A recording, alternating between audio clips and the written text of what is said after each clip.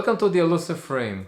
I'm your host Tim, and today we're gonna build our own home studio and some tips and tricks on how you can make one yourself.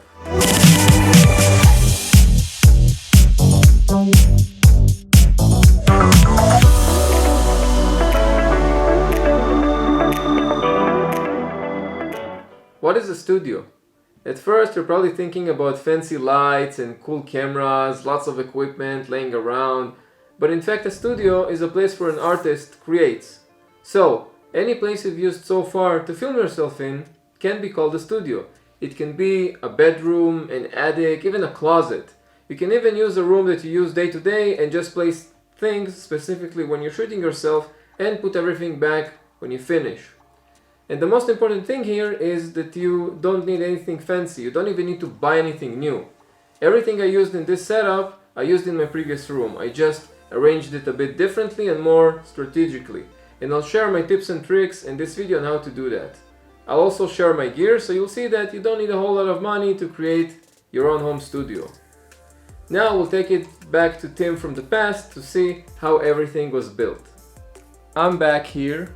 And as you see, I experimented a bit with the light, but there's one problem with this place. I'll show you. The problem is that this space is too cramped. This is usually where I do my talking heads with my tripod here and my only light currently. This is basically just half a storage room, half an office space, and you can see we have both doors closed because we have two cats, and although I love them very much, this one really doesn't like the camera. They can be really annoying sometimes, and this is the second one. She's somewhere here, if you heard her. Now, it can work, don't get me wrong. It worked so far. But assembling and disassembling the gear and moving all the props around creates an inconsistent look and feel. And because the place is so cramped, they can't move things around very much because I need to put them back. So, we're right here at family home and I have part of it. Thank you for my wife's parents for lending me it. And we're gonna start with the bedroom, which we're gonna turn into our home base. Thank you, my wife, for allowing me to do that to your bedroom. Don't worry, I won't break anything, I promise. And there are parts of this house which I haven't filmed yet, which are going to be for an upcoming project. So if you haven't subscribed yet, please do. Good things are coming. Let's go. Now the light here is pretty bad. I upped my ISO to 320. It's still supposed to be kind of grainy. I'll put my lights once I'm done. So I'll show you what I want to do. This is the room. This will be used as my background, and there's also a sofa here which will move all the way to the wall. Hopefully it fits. The first thing you need to do is prepare your room. Move everything out and clean it, because working in a clean environment is a lot more fun.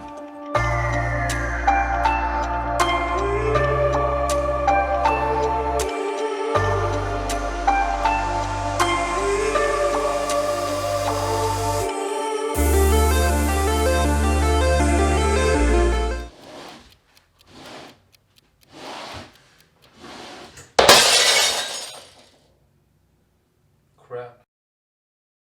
It was at this moment that he knew. We'll sleep on the couch for 2 weeks. Wait, what? Hello? Hello?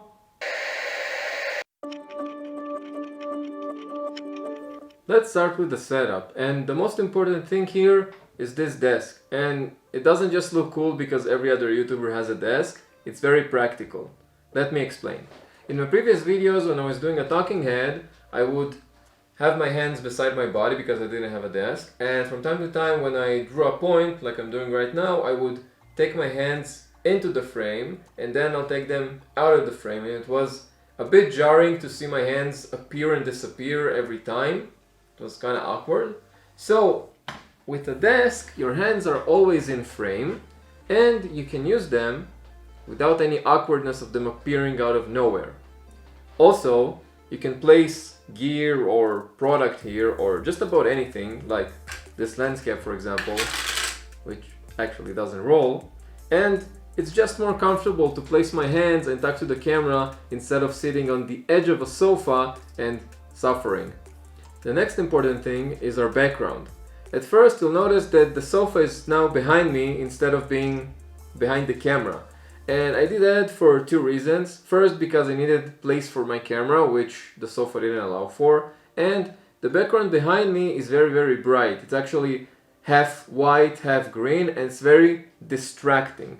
And that's one of the tips I can give you. Make sure that your background isn't too distracting, because at the end of the day, you're the focus of the video. But you do have to make it interesting. So I wouldn't recommend you use any blank wall or just a window unless you absolutely have to. But the most important thing is to keep it a bit spicy, because when you're having a conversation with someone, you don't always keep eye contact because it's just weird. Your eyes travel from time to time around the room, and it's the same with video. You don't always watch me talk, you travel around the room sometimes and you watch around me, and that's okay. That's natural, that's how we work, that's how humans function. So adding some props or interesting things that don't draw too much attention from your host. Remember, your host, you yourself, is the most important thing. So having something interesting in the frame can help you a lot. And you don't have to use anything fancy or buy something new. You can just use books, plans, just about anything you have in your home. Just make sure that it doesn't draw too much attention from the viewer. Lights are just about the most important thing that you can do to upgrade your home studio.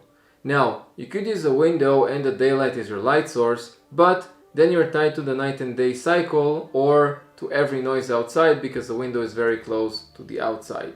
You could use a ceiling light such as I have over my head, but they're pretty far away from your head and they're fixed in place, so it's a very bad alternative.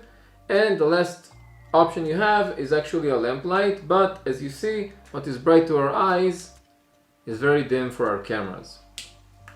And that is why I would recommend you actually invest some money in lights, because they elevate your home studio. Now, I'm using the newer, they're just called 2-pack, they don't really have a name. The second one is right behind me, it's the one that lights the shelf. And as you see, it casts a very hard light on my face, which has this distinct shadow, which really doesn't look good. I have this lamp to compensate for that. This is why I wouldn't necessarily recommend them. I would recommend the softbox. They start from around 50 bucks. There are plenty of guides and YouTube videos out there. Look for the kit ones. And the next thing that I'll upgrade in this home studio will definitely be a softbox, because this light is pretty horrible. Softboxes make the light around you more natural, more dispersed, not very hard shadow like this that you know that I have something very bright and small in front of me. Now, the second thing that I would recommend you regarding lights is decorative light. If you remember when you talked about our setup, we talked about making it a bit spicy. I have the shelf behind me which is lit by a green light, and you don't have to buy these lights. You can just take a regular lamp, the most basic one, and buy a colored light bulb. You can even buy an RGB one, there are plenty out there. And you can just use a regular light lamp such as this one. This is a basic one from IKEA, to just add some spice to your setup. I have a light from my right and something interesting from my left. It's pretty balanced. I would suggest you do the same, and again, don't buy anything new, just use what you have lying around your house. And the last most important thing is sound, because having a well-lit video, an awesome background and great props isn't enough if your sound doesn't cut it. I'm using a shotgun microphone, which means it mounts on the camera and connects via 3.5mm headphone jack. I'm using the Movo VXR10, which is a very easy shotgun microphone because it doesn't even require a battery. I just plug it and I roll with it. A bonus tip, by the way, I connected it to my computer and I managed to record sounds just like any microphone. So if you're looking for an all-in-one package, it works with your computer.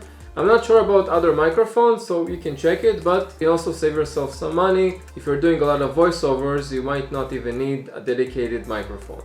But I wouldn't recommend it because the audio levels depend on the distance you are from the camera.